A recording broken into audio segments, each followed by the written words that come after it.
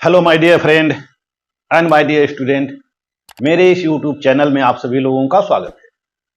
मैं आप लोगों को इसमें BA third year 6th semester से राजनीति विज्ञान विषय का द्वितीय प्रश्न पत्र अंतर्राष्ट्रीय संबंध और राजनीति पढ़ा रहा हूं।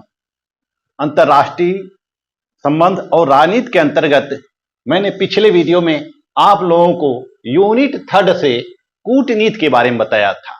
इस वीडियो में मैं आप लोगों को यूनिट थर्ड से ही निःशस्त्रीकरण के बारे में बताने जा रहा हूं। निःशस्त्रीकरण और शस्त्र नियंत्रण, डिसआर्मामेंट एंड आर्म्स कंट्रोल। आज हम पढ़ेंगे कि निःशस्त्रीकरण और शस्त्र नियंत्रण है क्या। निःशस्त्रीकरण जैसा कि नाम से ही स्पष्ट है, निःशस्त्रीकरण होता क्या है।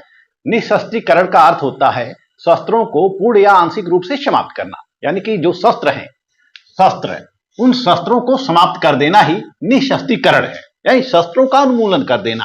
वह चाहे पूर्ण रूप से समाप्त किए जाएं या फिर आंशिक रूप से समाप्त किए जाएं, या फिर शस्त्रों की सीमाएं निश्चित कर दी जाएं। जैसा कि हम देखते हैं कि विभिन्न समय में विभिन्न देश संप्रभु राज्य हो गए हैं, विभिन्न राष्ट्र संप्रभु हो गए हैं और सभी लोग अपनी शक्ति में वृद्धि करना चाहते हैं। तो शक्ति में वृद्धि करने के लिए विभिन्न हथियारों की आवश्यकता होती है, विभिन्न उपकरणों की आवश्यकता होती है, विभिन्न तकनीकियों की आवश्यकता होती है और स्पेशली विशेष रूप से हमें युद्धों के लिए शस्त्रों की जरूरत होती है, क्योंकि ये जो पूरा विश्व होता है यह आशंका के वातावरण में रहता है, यह हमेशा अविश्वास के वातावरण में रहता है। इसको एक दूसरे के ऊपर विश्वास नहीं रहता कि कब कोई राष्ट्र किसी राष्ट्र के ऊपर आक्रमण कर दे, यानी कि राज्यों के बीच आपसी संघर्षों की संभावना व्यक्त की जाती है कि विभिन्न राज्यों के मध्य कभी भी संघर्ष उत्पन्न हो सकते हैं। तो संघर्षों का सामना करने के लिए, विभिन्न राज्यों का सामना करने के लिए शस्त्रों की जरूरत होती है। विभिन्न राज्यों का सामना करने के लिए शस्त्रों की हमें जरूरत होती है और जिस राज्य के पास जितने अधिक शस्त्र होते हैं वह राज्य उतना ही अधिक मजबूत होता है, उतना अधिक पावरफुल होता है, शक्तिशाली होता है।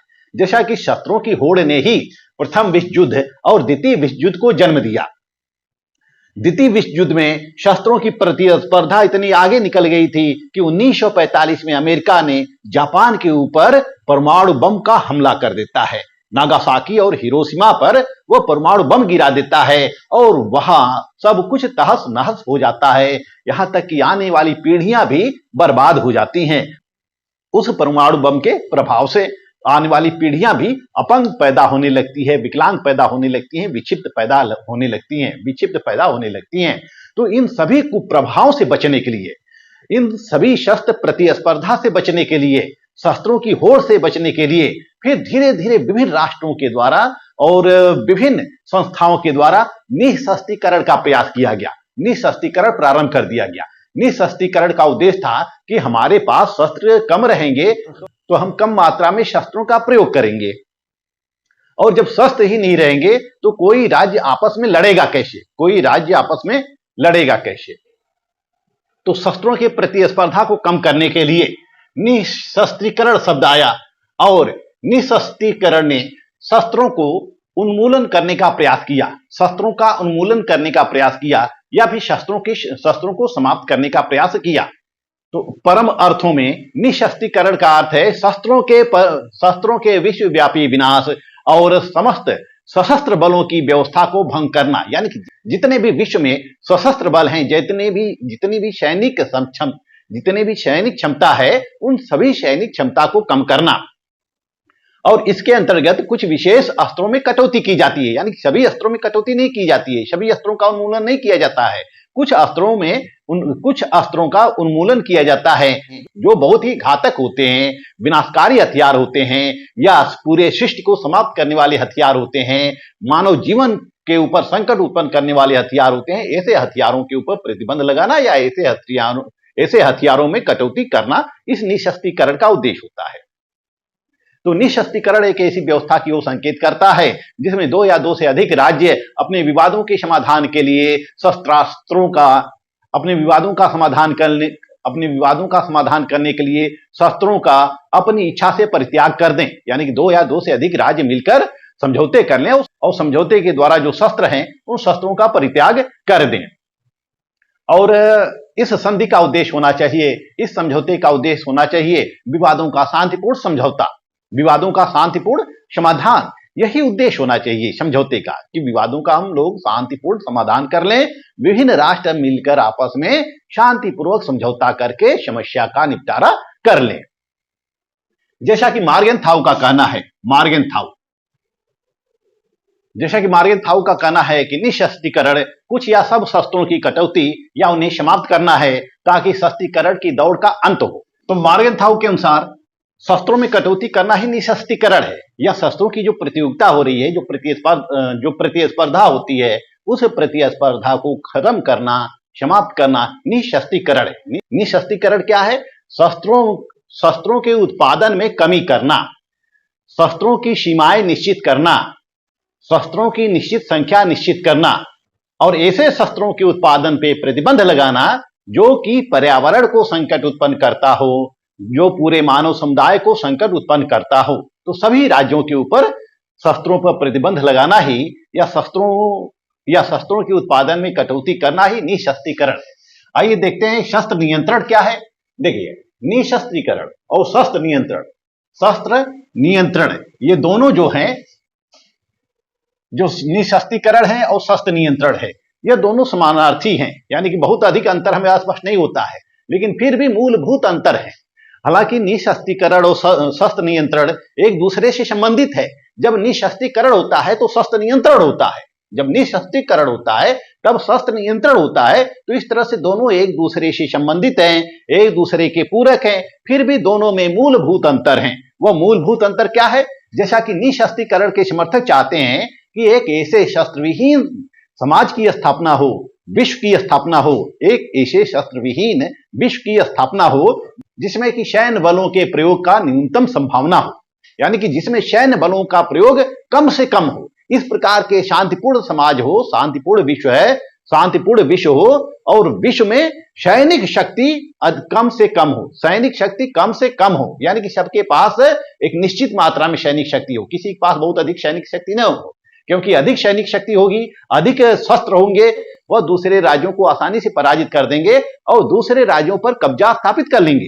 लेकिन जब उनके पास शस्त्र नहीं रहेगा, सैनिक शक्ति नहीं रहेगी, तब वह दूसरे राज्यों पर कब्जा या दूसरे राज्यों को पराजित करने में उनको कठिनाई होगी, क्योंकि जितनी सैन्य क्षमता उनके पास होगी उतनी ही सैन्य क्षमता उनके शत्रु राष्ट्र के पास भी होगी। इस तरह से दोनों के बीच समझौते की संभावना हो सकती है। लेकिन जब एक ही राष्ट्र शक्तिशाली हो जाएगा तब तो वह बहुतों राज्यों के ऊपर अपना नियंत्रण स्थापित कर लेगा। इस तरह से शस्त्र नियंत्रण का उद्देश्य होता है कि सभी राज्यों के शस्त्र सीमाओं को निश्चित करना, शस्त्रों में कटौती करना, शस्त्र उत्पादन पर कटौती करना, ताकि लोगों के पास न्यूनतम हथियार हों और वह न्यूनतम हथियारों से ही एक दूसरे राज्य का विरोध कर सकें। क्योंकि सबके पास न्यूनतम हथियार होगा तो एक दूसरे को अपने अधीन बनाने में या पराजित करने में समस्या उत्पन्न हो सकती है। तो जब उनके पास न्यूनतम हथियार होगा तो हमें विनाश से बचा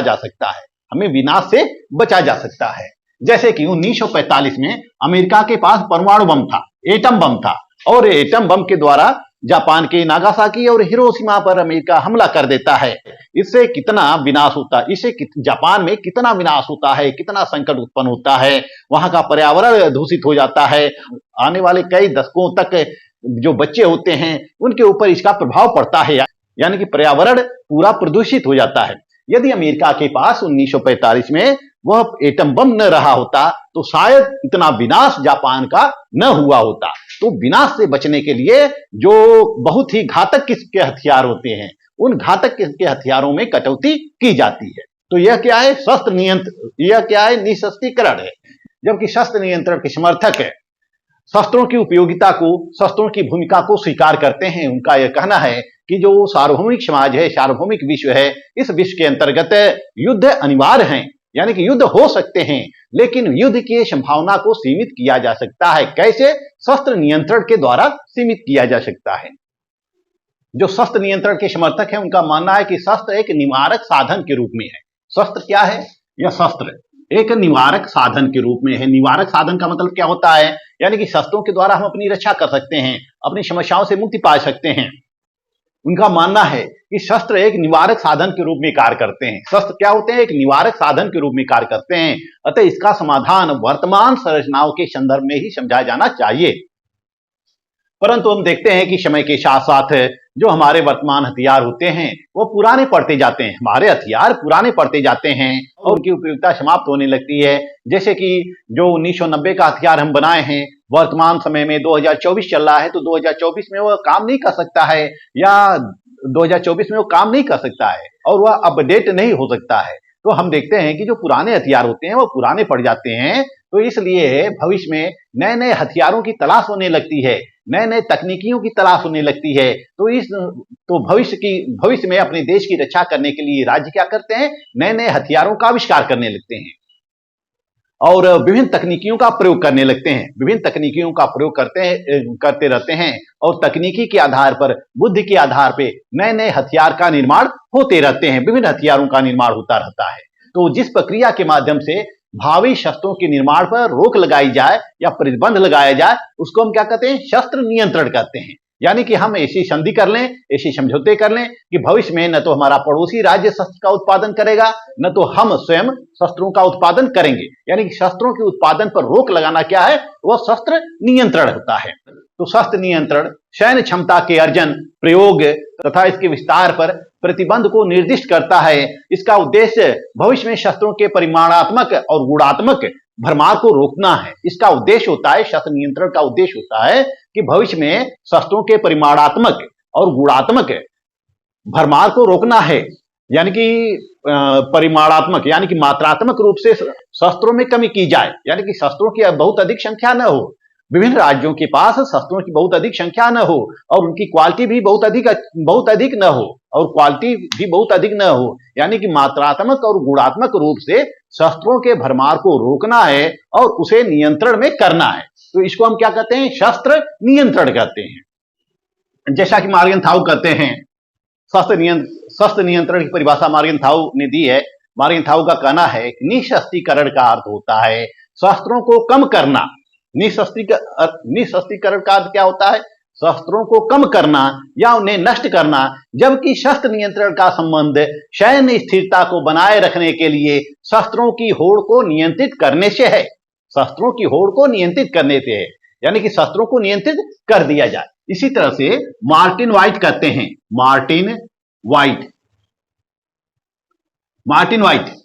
वाइट का कहना है कि वास्तव में शस्त्र नियंत्रण शस्त्र के प्रकारों और प्रयोगों में वृद्धि या पाबंदी को सीमित करने का एक प्रयास है। शस्त्र नियंत्रण क्या है? कि शस्त्रों के होड़ को सीमित करने का प्रयास है कि शस्त्रों के उत्पादन के ऊपर प्रतिबंध लगाया जाए। तो इस तरह से हम देखते हैं कि निशस्त्रीकरण और शस्त्र नियंत्रण दोनों लगभग एक ही हैं, समानार्थी हैं, लेकिन केवल मूलभूत अंतर यह है कि निशस्त्रीकरण शस्त्रों को कम करता है। जितने भी विविध प्रकारों के शस्त्रों का उत्पादन विभिन्न राज्यों के द्वारा किया जाता है, उन शस्त्रों के उत्पादन में कटौती कर दी जाए, यानी कि शस्त्र का उत्पादन ही बंद कर दिया जाए। जबकि शस्त्र नियंत्रण का तात्पर्य होता है कि विभिन्न राज्यों के पास जो शस्त्र हैं उनको नियंत्रित कर दिया जाए, उनकी सीमाएं निश्चित कर दिया जाए कि वह उसका उपयोग न कर सकें और जितने भी शस्त्र हैं उनको नष्ट कर दिया जाए, जितने भी शस्त्र हैं उसको नष्ट कर दिया जाए।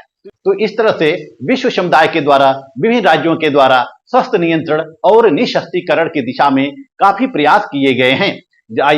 आइए हम देखते हैं कि निशस्त्रीकरण और शस्त्र नियंत्रण का विकास कैसे होता है। हम विकास पर एक नजर डालते हैं कि इनका विकास कैसे होता है, कैसे शुरुआत होती है शस्त्र नियंत्रण की या निशस्त्रीकरण की।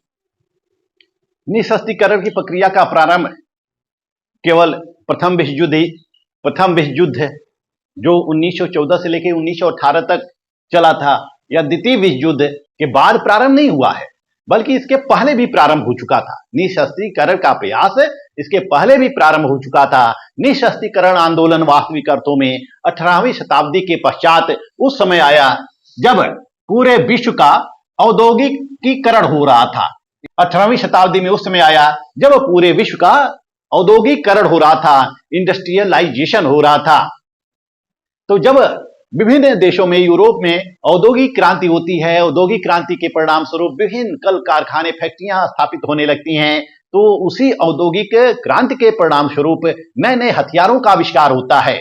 नए नए संसाधनों का आविष्कार होता है, टेक्नोलॉजी विकसित होने लगती है, तकनीकियां विकसित होने लगती हैं और विभिन्न देशों के द्वारा नए नए प्रकार के हथियार बनाए जाते हैं। जैसा कि हम देख सकते हैं कि 18वीं शताब्दी के पहले 18वीं शताब्दी के पहले जो हमारे पास हथियार होते थे वह तीर, भाले, तलवार, ढाल इत्यादि विभिन्न प्रकार के हथियार होते हैं। लेकिन 18वीं शताब्दी के पश्चात जैसे ही क्रांति होती है वैसे वैसे नए नए गोला बारूद, बम, बंदूक, हथियार वगैरह विभिन्न प्रकार के हथियारों का निर्माण शुरू हो जाता है। यानी कि इंडस्ट्रियलाइजेशन ने हथियारों को बढ़ावा देना शुरू हो गया और जब विभिन्न देशों में हथियार बनने लगे, हथियारों का उत्पादन कंपनियों के द्वारा होने लगा, तो पूरे विश्व मानव को एक खतरा उत्पन्न हो गया था। यानी कि वैश्विक स्तर पर यह भी अनुभव किया जाने लगा कि यह इन हथियारों से विनाश संभव है, मनुष्यों को खतरा संभव है, मानव समुदाय का विनाश संभव है। क्योंकि यदि किसी राज्य के साथ कोई दूसरा राज्य यदि किसी राज्य के साथ कोई दूसरा राज्य युद्ध करे तो वह राज्य अपने क्षम हथियारों का प्रयोग कर सकता था। इससे उस राज्य का नाश हो सकता था। तो इस क्षेत्र में पहला व्यवस्थित प्रयास किया गया रूस के जार के द्वारा 1816 ईस्वी में। 1816 ईस्वी में रूस के जार के द्वारा, रूस के जार जो वहां का शासक था, रूस के जार के द्वारा ब्रिटिश सरकार के समक्ष एक प्रस्ताव रखा गया जिसमें यूरोप के सभी देशों को शस्त्रों की सीमित करने की बात कही गई थी। यानी कि यूरोप के शस्त्रों को सीमित करने का सुझाव दिया गया था। 1816 में रूस के जार के द्वारा, जार ने कहा था कि यूरोप के जितने भी राज्य हैं और जितने भी राज्यों के पास शस्त्र हैं उनको सीमित कर दिया जाए, उनके ऊपर नियंत्रण स्थापित कर दिया जाए। निशस्त्रीकरण के संबंध में पहला समझौता अमेरिका और 1817 में अमेरिका और ब्रिटेन के बीच में होता है, कनाडा को लेकर होता है। कनाडा चूंकि ब्रिटेन का उपनिवेश होता है, कनाडा 1881 में उसका संविधान बनता है, स्वतंत्र होता है। तो कनाडा ब्रिटेन का उपनिवेश होता है जिसको हम रस-बोगाट समझौता कहते हैं, जिसको हम रस-बोगाट समझौता कहते हैं। रस-बोगाट समझौता, यह जो रस होते हैं यह यूएसए के संयुक्त सचिव होते हैं और जो बोगाट होते हैं यह ब्रिटेन के मंत्री होते हैं, ब्रिटेन के मंत्री होते हैं। और समझौता किस पर किया जाता है? कनाडा को लेकर किया जाता है। कनाडा ब्रिटिश का उपनिवेश होता है। जो रस होते हैं यानी कि रिचर्ड रस जो थे यह अमेरिका के संयुक्त राज्य सचिव होते हैं। और सर चार्ल्स इनका नाम होता है पूरा सर चार्ल्स बोगाट, और ये होते हैं रिचर्ड रस। यह संयुक्त सचिव होते हैं अमेरिका के, संयुक्त राज्य सचिव होते हैं। और सर चार्ल्स बोगाट यह मंत्री होते हैं ब्रिटेन के। इन दोनों के बीच समझौता होता है, कनाडा को लेकर समझौता होता है। यानी कि 1812 के युद्ध के पश्चात ग्रेट लेक्स और लेक चैंपलेन, 1812 में एक युद्ध होता है, अमेरिका के द्वारा युद्ध किया जाता है। इसमें ब्रिटेन भी शामिल होता है, अमेरिका भी शामिल होता है और कनाडा के कुछ भूभाग होते हैं। वह भूभाग कौन से होते हैं? वह होते हैं ग्रेट लेक्स और वह भूभाग होते हैं ग्रेट लेक्स और चैंपलेन और लेक चैंपलेन। और यहां पे नौसैनिक संघर्ष होता है अमेरिका के बीच और ब्रिटेन के बीच। नौसैनिक संघर्ष होता है और जब नौसैनिक संघर्ष होता है तो युद्ध चलता रहता है। 1812 से लेकर 1814-15 तक युद्ध चलता रहता है। 1812 से 1814 तक यह युद्ध चलता रहता है दोनों के बीच, ब्रिटेन और अमेरिका के बीच। फिर दोनों देशों के अधिकारियों के बीच वार्ता होती है और जब वार्ता होती है तो उसमें दो लोग नामित किए जाते हैं। अमेरिका के रिचर्ड रस नामित किए जाते हैं और ब्रिटेन के सर चार्ल्स बोगाट नामित किए जाते हैं। इनके बीच समझौता होता है। यह समझौता क्या होता है? नौसैनिक समझौता होता है। नौसैनिक समझौता होता है क्योंकि ब्रिटेन के पास नौसैनिक शक्ति होती है और वह बहुत ही मजबूत होती है। ब्रिटेन की नौसैनिक शक्ति और अमेरिका की वायु सैनिक शक्ति और भारत की थल सैनिक शक्ति, यह विश्व के विभिन्न देशों में मशहूर है। कितनी मजबूत इनकी सैनिक क्षमता होती है। तो ब्रिटेन की जो नौसैनिक शक्ति होती है, अमेरिका की जो नौसैनिक शक्ति होती है, उनको नौसैनिक संधि की जाती है। इसके पश्चात ये तो अमेरिका और ब्रिटेन की भी संधि थी, जिसको रस-बोगार्ट समझौता 1817 के नाम से जानते हैं। फिर हम देखते हैं कि 1899 और 1907 में हेग सम्मेलन होता है। 1899 और 1907 में यह दो हेग सम्मेलन होता है। हेग सम्मेलन, इसमें विभिन्न राज्यों का सम्मेलन होता है और विभिन्न राज्यों के सम्मेलन में विभिन्न हथियारों पर नियंत्रण की बात कही जाती है। इन दोनों सम्मेलनों में निरस्त्रीकरण के मुद्दे पर बात की जाती है, युद्ध के कानूनों पर बात की जाती है और युद्ध अपराध पर समझौता किए जाते हैं। यानी कि विभिन्न मुद्दों पर विभिन्न देशों के द्वारा हेग सम्मेलन के अंतर्गत समझौता किया जाता है और सभी लोग उस समझौता को मानने को बाध्य होते हैं, मानने को राजी होते हैं। प्रथम हेग सम्मेलन जो होता है वह 1899 में होता है और इसका प्रस्ताव रूस के जार निकोलस द्वितीय के द्वारा लाया जाता है। प्रस्ताव किसके द्वारा लाया जाता है? जार द्वितीय के द्वारा लाया जाता है। जार निकोलस द्वितीय के द्वारा लाया जाता है हेग सम्मेलन का प्रस्ताव। और जो द्वितीय सम्मेलन होता है 1907 में हेग में होता है, जिसको हम हेग सम्मेलन के नाम से जानते हैं। इसका प्रस्ताव अमेरिकी राष्ट्रपति थियोडोर रूजवेल्ट के द्वारा लाया जाता है। अमेरिका के राष्ट्रपति थियोडोर रूजवेल्ट के द्वारा 1907 के हेग सम्मेलन का प्रस्ताव लाया जाता है। और इसके पश्चात प्रथम विश्व युद्ध समाप्त होने पर, यानी कि फर्स्ट वर्ल्ड वार कब तक चला था? फर्स्ट वर्ल्ड वार जब समाप्त हुआ था, यह 1914 में शुरू होता है और 1914 से 1918 तक चलता है फर्स्ट वर्ल्ड वार। प्रथम विश्व युद्ध समाप्त होने के पश्चात फिर विभिन्न देशों के द्वारा और राष्ट्र संघ के द्वारा विभिन्न प्रकार के समझौते किए जाते हैं। यानी कि 1920 में राष्ट्र संघ की स्थापना होती है, जैसा 1914 से 1918 तक प्रथम विश्व युद्ध होता है और 1919 में यह समाप्त होता है और 1919 और 1920 में वर्साय की संधि के तहत समझौता होता है और उस समझौते के पश्चात 1920 में राष्ट्र संघ की नींव डाली जाती है, राष्ट्र संघ की स्थापना की जाती है। राष्ट्र संघ की स्थापना की जाती है और राष्ट्र संघ के अंतर्गत जो राष्ट्र संघ का मसौदा तैयार किया गया था, जो उसका संविधान तैयार किया गया था, उसमें एक अनुच्छेद 8 के अंतर्गत इस निरस्त्रीकरण के बारे में अप्रत्यक्ष रूप से कहा गया था। फिर राष्ट्र संघ के द्वारा 1921 में एक अस्थायी मिश्रित आयोग की स्थापना की जाती है। 1921 में अस्थायी मिश्रित आयोग की स्थापना की जाती है। 1921 में अस्थायी मिश्रित आयोग की स्थापना की जाती है और इस आयोग का काम होता है निरस्त्रीकरण के पहलुओं पर बातचीत करना, विभिन्न देशों से बातचीत करना, बातचीत के आधार पर प्रारूप तैयार करना, यानी कि निरस्त्रीकरण के संबंध में समझौता करना। फिर 1923 में फिर हम देखते हैं कि 1923 में एक और कमेटी तैयार की जाती है निरस्त्रीकरण के संबंध में, जिसको हम कहते हैं draft treaty of mutual assistant. Draft treaty of mutual assistant.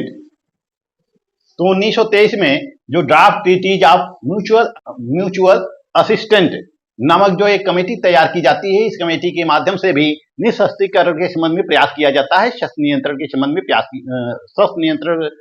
में प्रयास किया जाता है।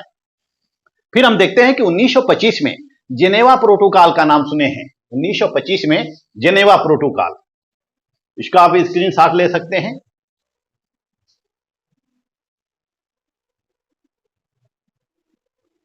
1925 में जेनेवा प्रोटोकॉल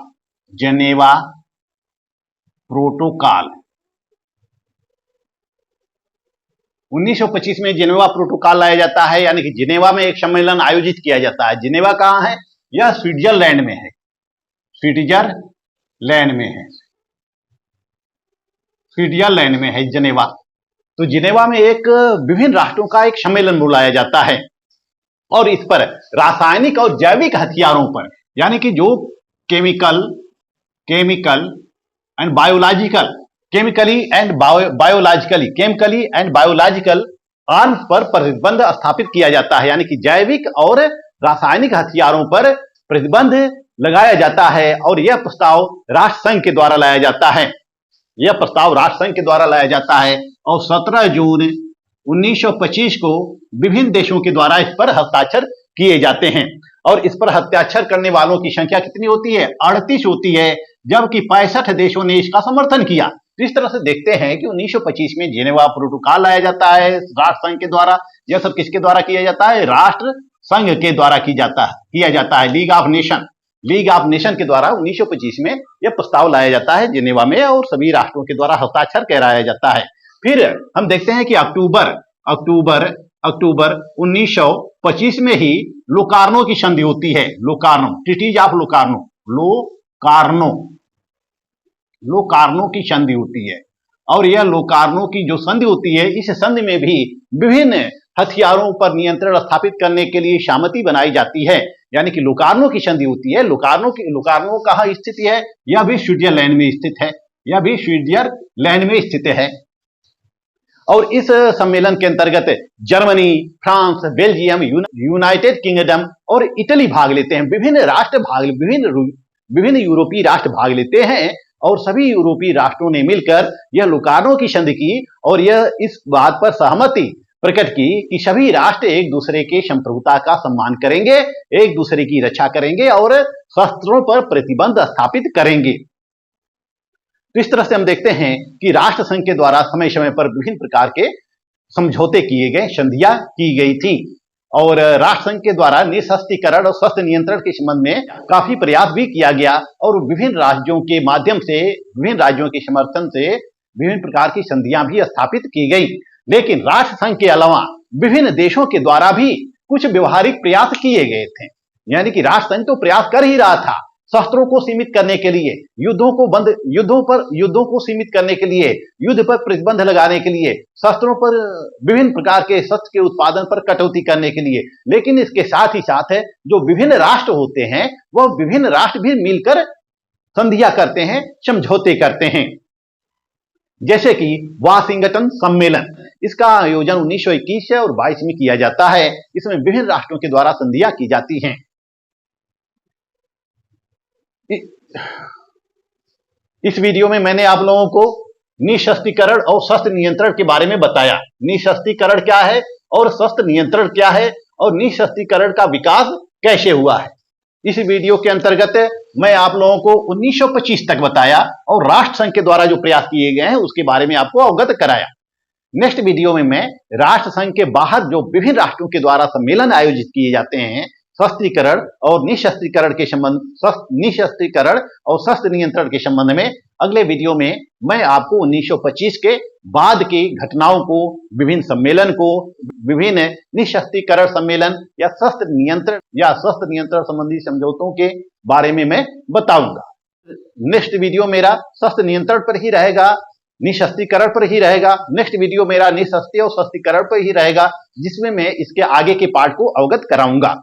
यह जो मैं वीडियो बना रहा हूं, यह जो मैं लेक्चर दे रहा हूं, यह सभी परीक्षाओं के लिए है, केवल बीए की परीक्षाओं के लिए नहीं है। जो मैं विभिन्न घटनाओं से आप लोगों को अवगत करा रहा हूं, यह घटनाएं UGC net, degree college lecturer, assistant professor, TGT, PGT, विभिन्न परीक्षाओं में भी पूछे जा सकते हैं। तो आप लोग मेरा वीडियो देखते रहिए और कंपटीशन के लिए भी तैयारी करते रहिए।